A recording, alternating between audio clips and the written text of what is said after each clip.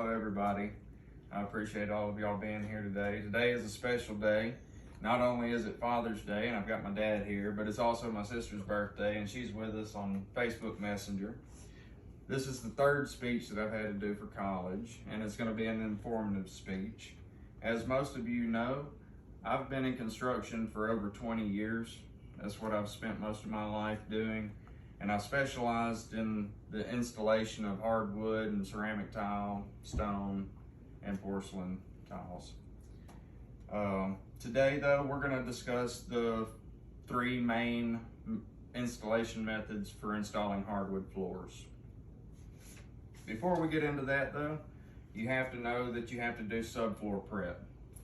Everybody that has a home understands that they've got either carpet or vinyl, hardwood, or tile already on their floor. You've got to remove these products before you can get started. Your subfloor needs to be clean of all debris and dust and flat within 3/16 of an inch and 10 foot or 1/8 of an inch and 6 foot.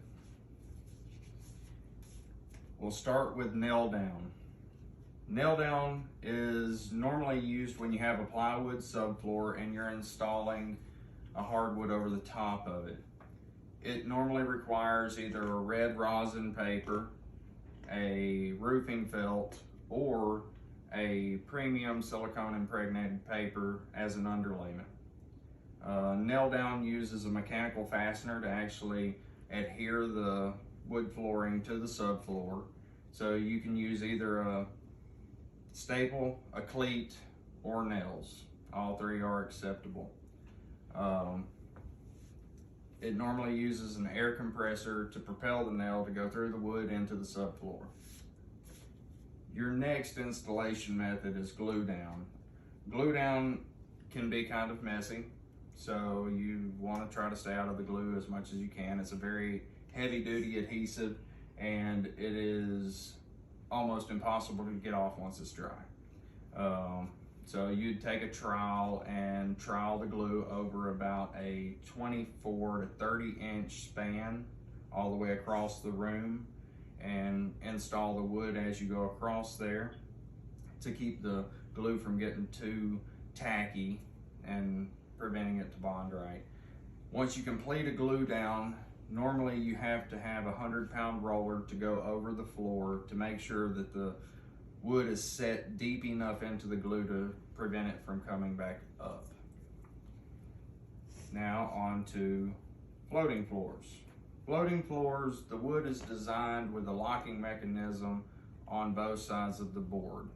You've got one side that would be considered a tongue and the other side would be considered the groove.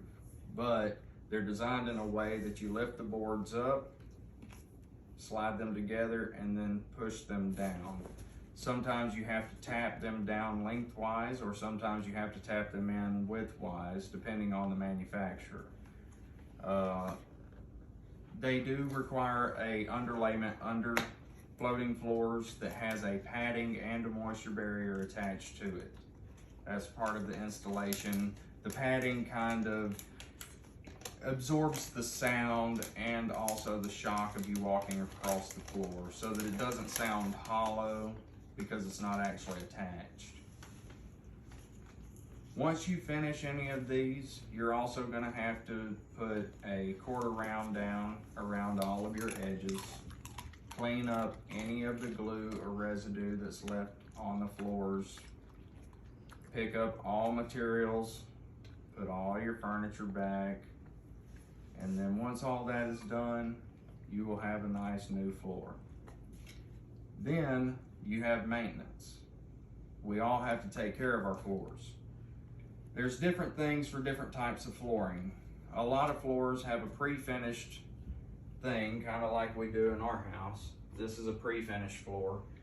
They sell special cleaners specifically for that are pH balanced and won't strip the finish off of the floor.